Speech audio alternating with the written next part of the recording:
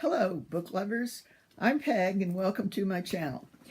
Well, today I want to talk about the National Book Award, which was announced. The long list for the fiction part of it was announced last month, and this Wednesday, October 4th, they're going to be announcing the short list. So before that happens, I'd like to talk about some of the ones on the long list and try to determine which ones belong on the short list, in my opinion.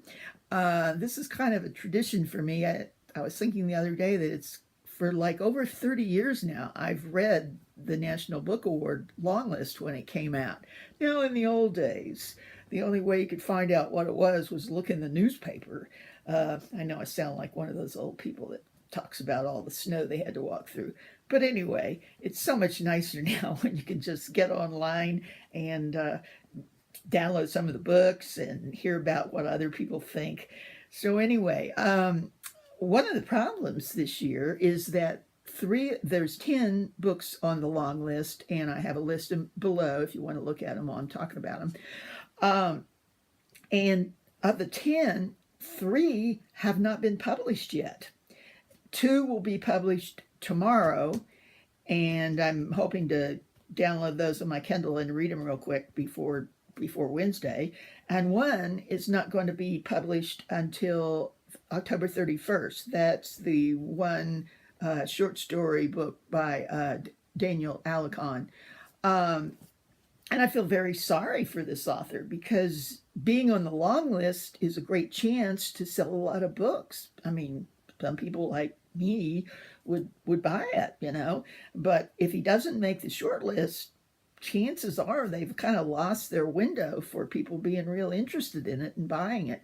And sometimes I've seen publishers rush into publication books that they have once they get announced on a prize list.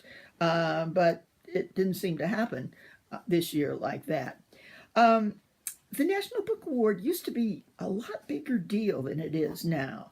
I haven't really seen a lot of talk, though I am in a couple book forums that have talked about it. But one of the things, for one thing, there's so many other really good book prizes now, most of them in the UK. And the other thing is there's been more and more talk in the last few years that some of the books on the National Book Award selections are maybe not the best writing in the U.S. that year. That they may have been chosen for other reasons.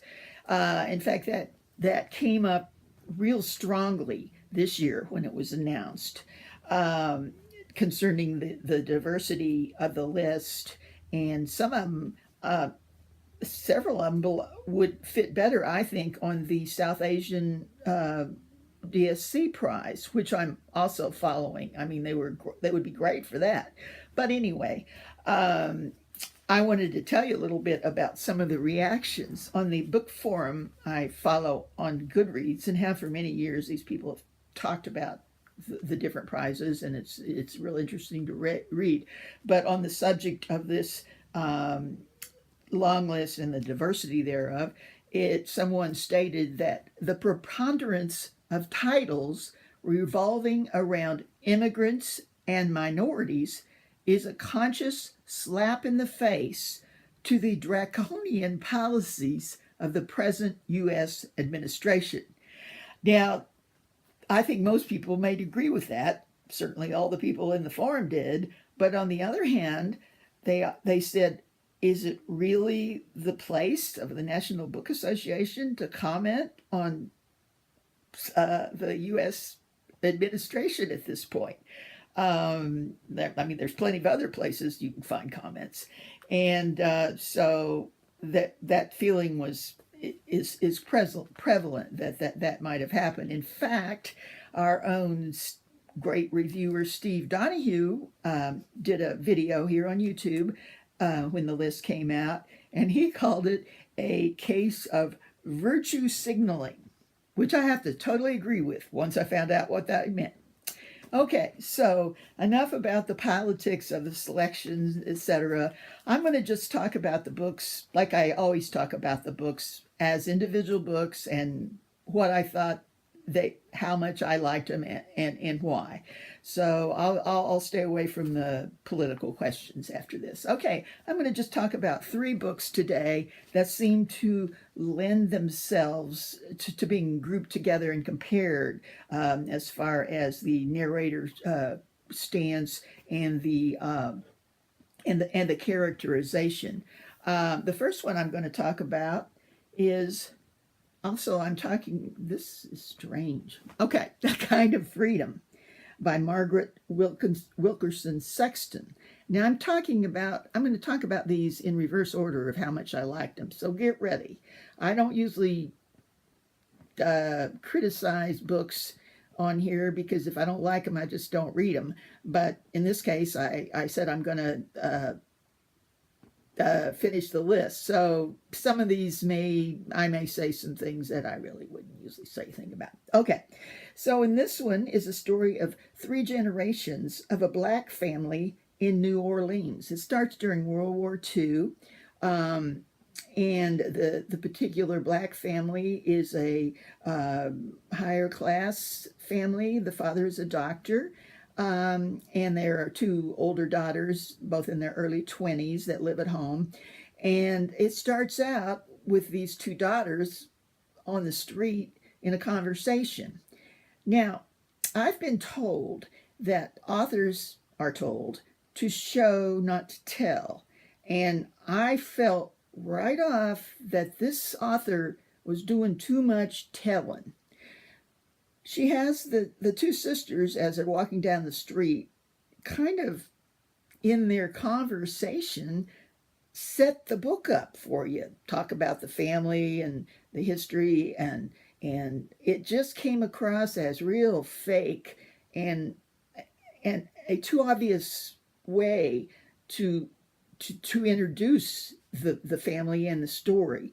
And I mean, they certainly didn't talk like any 2 young women I've ever known or been around talk. So I had a little problem with the narrator's characterization here right off.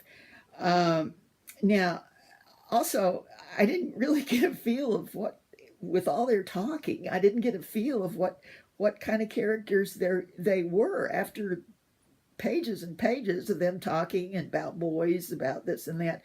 The only thing I came away with was that one of them, the 20-year-old, was in vocational college, liked food, ate a lot, and was kind of plump. The other one was in the university and didn't really learn that much at all about her. She does, I read far enough to see that she gets hooked up with the wrong man and things go on from there. But I have to say, this just was not one of my favorites because of the style, the narrator's style. So I would be surprised to find it on the short list. Though if it is, I'll be willing to give it another try. Okay, next, where did I put it? Oh, I have Pachinko by Min-Jin Lee. This is about 4 generations of a poor Korean family who are immigrants in Japan. Now, if you know anything about that history, this is a troublesome relationship between Korea and Japan. But anyway, again, I had a little problem with some of the characterization on this. Now, first of all, I'll have to say, I really liked it as a historical fiction. It's real long and it's kind of slow moving and slow burning, but it does have show a lot of the interesting, to me, history of those times. And it also starts during the 1940s. So I liked it for that reason. But again, the characterization I thought was kind of strange. For instance, it's about quarter into the book is where it starts. There's a Korean couple, they're still in Korea, and it's you might say, arranged marriage. It's a long story, but as much as arranged marriage between a Korean man and woman. And they immediately, right after the wedding, leave on the ship for Osaka, Japan. where he has a job waiting and a brother who will help him find a place to live. Okay, this must have been quite traumatic to these poor kids from this, well, they weren't really kids, but from this little town in Korea to have to get on a ship to Japan and go there and get used to Japan. And while it did a great job of showing the setting of Osaka and how it's different from Korea, the narrator didn't really get very close to the characters. Now, I think the characters must have been going through all kinds of emotions and feelings here, being newlywed. I don't think they'd had their wedding night yet even. And being in this strange place and not knowing the future, but it's like he was standing at quite a distance from them and watching them walk down the street and go through this. So that's not unusual in historical fiction. But he changed his tune all of a sudden on the wedding night. Now, I'm not saying there's not a lot of graphic sex or anything like that, but all of a sudden he was really into the minds of both the man and the woman and what they were thinking and what was about what was happening or what should happen, very close to in their minds internally. And this just seemed to be a strange change all of a sudden after the distance he'd kept as before. So that's really kind of a minor point, and this is definitely a maybe. I would not be surprised at all to see it on the short list, and I'm looking forward to reading it again if it is. Okay, so now we get to my favorite of these three, and it's called, hold on. Oh, that's not it. Oh. You know what? I'm going to just let you imagine what the cover looks like. I have my old Kindle showing that, my new Kindle recording, and it should be the other way around. Anyway, okay, the one I like best is called Sing, Unburied, Sing by Jesmyn West. And this deals with contemporary times of a black family, poor black family living in Mississippi.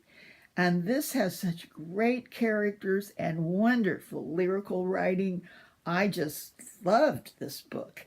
The main character actually is a young man, 13 years old, called Jojo. Now, I don't usually like young narrators, teenage narrators, but he was superb.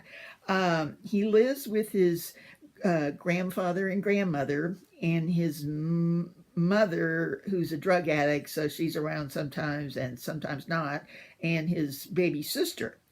And his name's Jojo, and this is one strong kid. It shows him that near the opening scene, he's going with his grandfather, who he calls Pop, out to kill a goat. They keep goats and they kill them to eat.